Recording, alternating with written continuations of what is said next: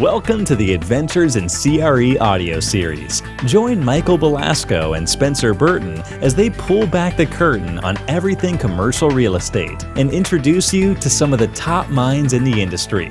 If you want to take your skills to the next level and be part of a growing community of CRE professionals across the world, this is for you. Hello and welcome back to another episode of the podcast. Now, this podcast is a little bit different today. I don't have Michael and Spencer breathing down my neck, telling me how smart they are and all that kind of stuff. We know how smart they are. But actually, I've got a guest here today, Travis Headaphol. And a couple of years ago, I used to do this thing called Accelerators in Action. And it was, I had asked Michael and Spencer, I said, we get so many people that have really cool experiences after they get done with the accelerator. And I would love to interview them, talk about their experience, learn more about, hey, where were you when you started this? And then some of the journey and the things that they learned, and just really clue into the experience that people who are trying to do commercial real estate as a career, where the path starts, and then some of the directions that it goes. So, Travis, that's your cue. That's kind of where you and I are starting today. So I'm excited to talk to you. You're a graduate of the Accelerator, but I think your story is, probably starts before that. So before we do anything, just a quick little introduction to you, where you're at right now in your career, and then we'll go and just have a conversation about where things started for you, buddy. Perfect. Well, glad to be here. I started off. I'm an SMU graduate. I went there for undergrad to do BBA in finance with a concentration in real estate. I knew going into college that I wanted to do finance, was searching for undergraduate business schools that I could go to, and landed at SMU, although I'm originally from San Diego. It was really about sophomore, junior year where I started to cue in on real estate. I liked that it had a good mix between the technical analytical side and also kind of the people skill side. And so I really liked that. And so I started off with a tenant advisory internship, which was at Emmett Smith's old company, ESRP. And I worked up at the Star in Frisco, which is awesome. And I really enjoyed driving up there. But I kind of felt around that time that I wanted to move a little bit away from tenant advisory into more the capital markets and kind of finance side of things. And so that really prompted me to start exploring all the opportunities, networking with lenders, debt funds, the equity groups. And then that kind of led me into the brokerage role. And, a lot of what people would tell me was you want to get as many reps as you can. And everyone says brokerage is where you see the most amount of deals. And so that's really what started to narrow my focus in towards the role I am today. And so a little detail on that was right around March of 2020, I got hired on by kind of boutique debt and equity placement firm called Metropolitan Capital Advisors here in Dallas. And right around that time, they were merging with Marcus & Millichap. Marcus & Millichap's been trying to follow the path of his law of the other big brokerage firms and align the investment sales platform with the debt and equity guys, because there's a lot of synergies between referrals and things like that. And so that's kind of what landed me into the Marcus & Millichap role. And so now I've been here for a little over 2 years, and we just do debt and equity placement for all property types and kind of all areas of the capital stack. Well, that's awesome. It's funny you say, so the Star over in Frisco, that is where we recorded the first video version of the audio series. Mm-hmm. So we had a lot of fun there. We rented an apartment there. Michael and I flew in from different parts of the country. Spencer was living in Frisco at the time, and that's where we produced it. So yeah, it's a cool place. Legacy Hall. Love that place. You can go get whatever kind of food you want. But that's cool. So, okay. So, you didn't know going into college that you were going to do real estate? No, definitely knew I wanted to go into some sort of finance role, but I had no idea what that was. And it definitely took me a lot of time to kind of get there. And I really wasn't very focused on finding a career path until kind of the end of my sophomore year, when things kind of started to kick in for me. And I started thinking about where where I needed to do put my focus on, and that kind of landed me in the real estate club. And once I got on that club, I kind of felt that that's what I wanted to pursue, and that's kind of what kicked off my interest in CRE. So I was reading the summary that you had sent over to our team here, and it was talking about and I don't remember where you were working at the time, but you were trying to get a new role as an analyst, right? Mm-hmm. And you would just take a couple hours every day. Was that during the pandemic that you were doing that? So okay. The kind of story on that. Yeah, talk to me about that. So kind of story on that was I had just, I really made it right in the nick of time. I was interviewing with Metropolitan Capital, and around, I think it was, I can't remember when COVID started. It was maybe the end of February that I had my final, or maybe the first week of March, I had my final interview, and we were, negotiated the offer and accepted it. And I was very excited. And that was on a Thursday. On Friday, I went home to San Diego for spring break. And on Monday was the initial 14-day lockdown. So I kind of slid into the role right in the nick of time before everything got crazy. And so they ended up, once they merged with Marcus, they ended up going on a hiring freeze. And so, I didn't end up starting my role until October, even though I was supposed to be an intern during the semester and work, starting in the summer full time. So during that time is kind of when I started a.cre. So I had the head of the real estate club at SMU, Joseph Cahoon, came to me and said, "Hey, we learned this new modeling course that we think is really interesting. We'd love to have you take it, and we'll cover the cost so long as you give us feedback." And as a college student, that was kind of like a golden opportunity.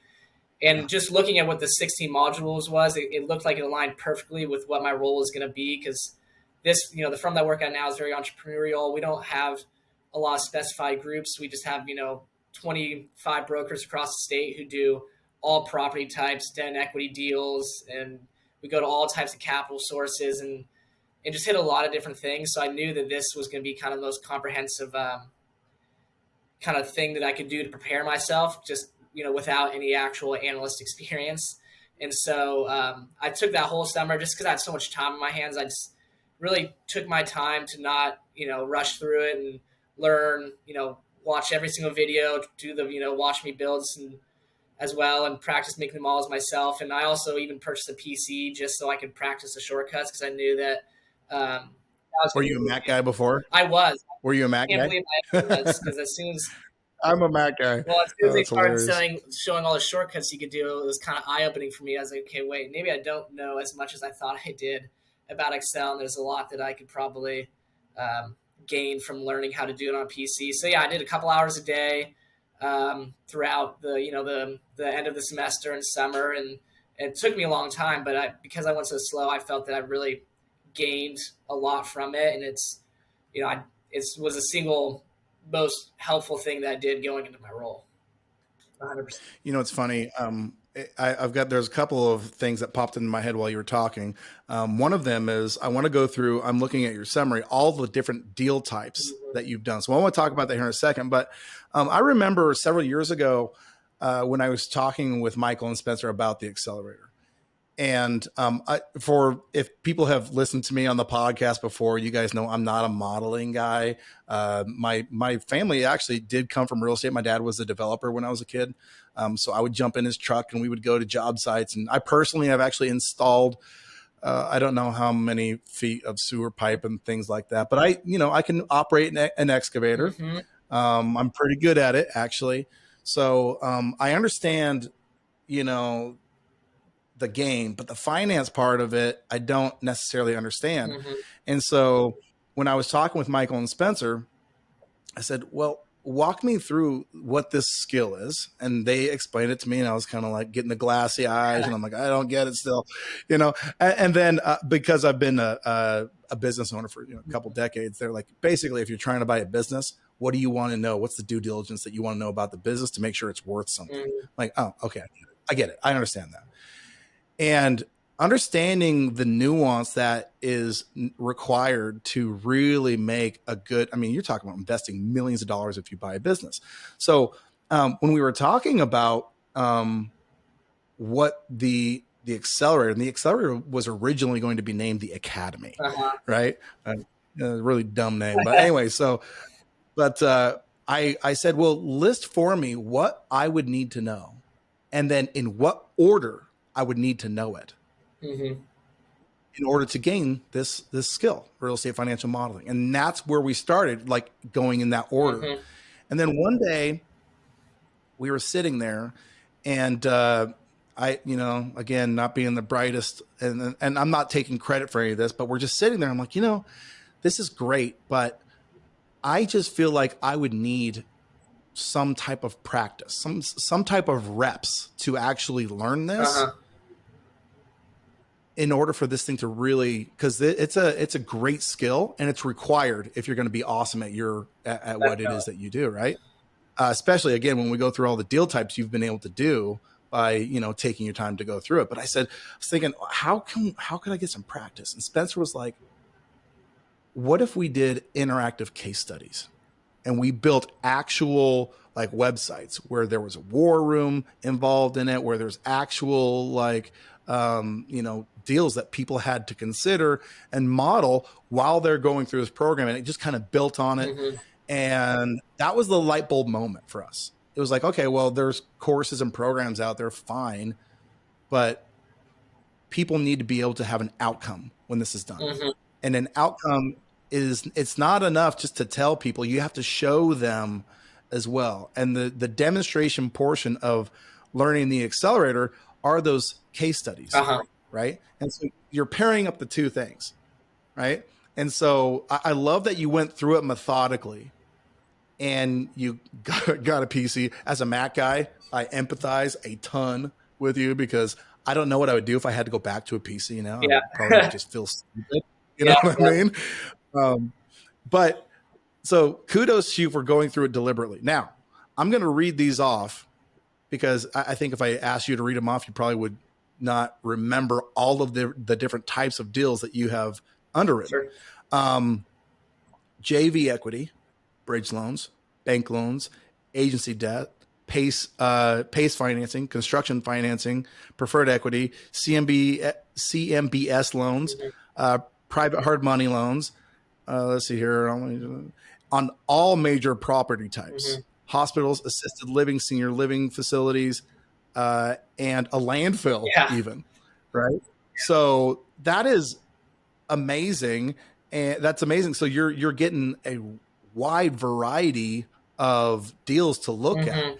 What's that been like? Because, a lot of people will get put into a role as an analyst and they'll see the same things over and over and over again. You don't get the luxury of doing that. You're going to have some mental dexterity going in and out of these different deal types. Definitely. And that's, what I really liked about ACRE was how they, set up, kind of gave you the tools to be able to understand anything. So, when I came in, what I like so much about this role and why I joined this team was because everyone was so entrepreneurial. And so they take on a lot of different types of deals. We're not just doing one property type and going to one capital source every single time. We kind of tailor fit, the capital to whatever a client's business plan is. And so that takes us to a lot of different areas. And so, when I came in, it was really nice because, when the brokers come to you say, hey, can you help me with this construction loan? I already knew how to do the construction draw schedules and how all that kind of stuff worked. Got that from ACRE. Or if they came to me and said, hey, do you want to work on this hotel deal? I already had the base of the hotel and how the,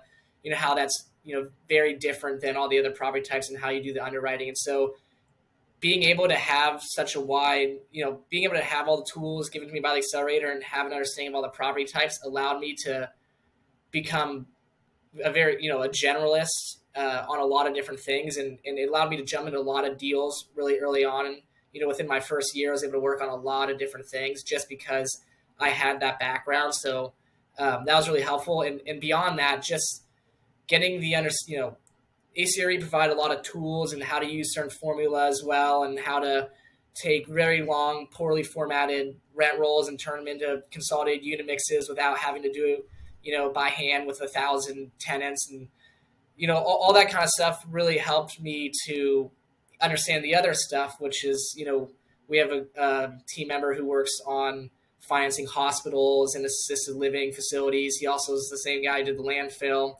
And so since I had kind of all those tools in my toolbox when it came to modeling, so long as someone could help me understand what the deal was and how the cash flow worked, I could put it into Excel and make everything work correctly. And so that was really beneficial to have kind of all those skills early on. So it didn't hold me back, and I was able to jump into a lot of deals. And in doing that, I've been able to get a lot of experience really quickly because I wouldn't have to pass off the JV equity placements to someone else because I was already had, practice with the waterfalls and had an understanding of all that. So it allowed me to take on pretty much anything that came my way. And I've definitely benefited from that.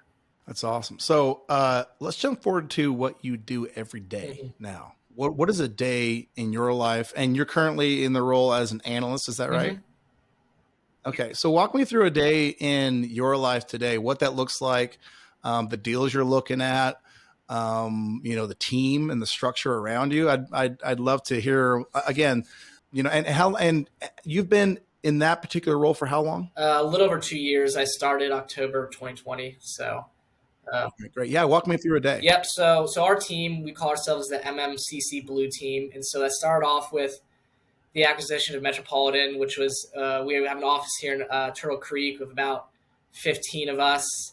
And then they acquired another team down in Houston and then some, hired lots of people in Austin and just kind of throughout the state. And so now we're kind of a Texas-based team that does debt equity placements. We work alongside the main Marcus and Millichap offices in Austin, Dallas, Houston, and Fort Worth to help their buyers. We also do a lot of mostly we do work with our own clients. But so this team is about 20, maybe 25 originators and some analysts and closers. And so as a team, we don't stick with just Texas. We mainly focus on the private client space.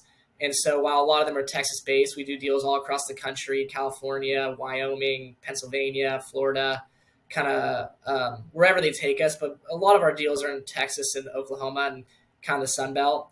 And so day to day, so as an analyst, I work with a variety of different brokers, probably 10 different brokers I work with on a week-to-week basis. And, we have brokers who specialize in a lot of different things, hotel, retail, office, construction. And so kind of really whatever comes across my desk, I'll take on. And so about 30% of my job is doing all the underwriting and, diving into the deals, taking the financials, whatever's in the war room, and creating our own Excel models and doing the underwriting it and kind of tailoring that underwriting to whatever capital source we're going to. So underwriting something for a bank is a lot different than underwriting something to source joint venture equity on, and kind of showing different things and focusing on different aspects of the deal. And so about a third of my time spent on the underwriting. The other third is I'll put together the financial request packages that includes the underwriting and all the information on the deal. And that's kind of like the offering memorandum that we send to whatever capital source, banks, equity groups, the CMBS lenders. So that's about the other third. And then the rest of it is, back and napkin underwriting or small tasks, responding to lender emails and following up to their questions when we're marketing deals to them.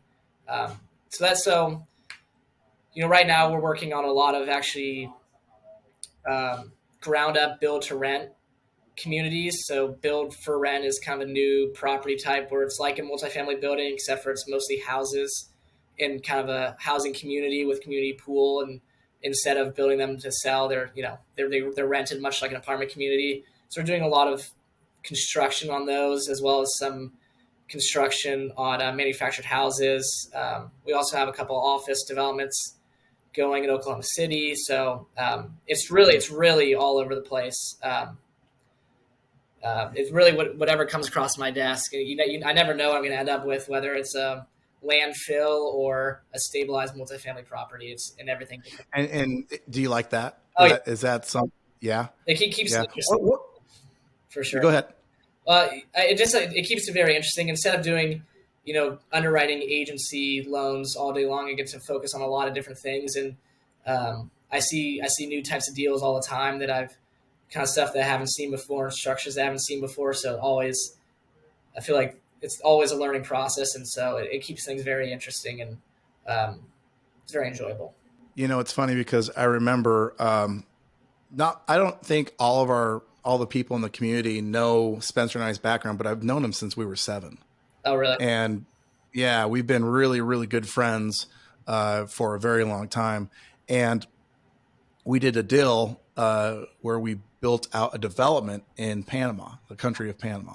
Well, And so this was way well before he went to Cornell and well before he started at ACRE.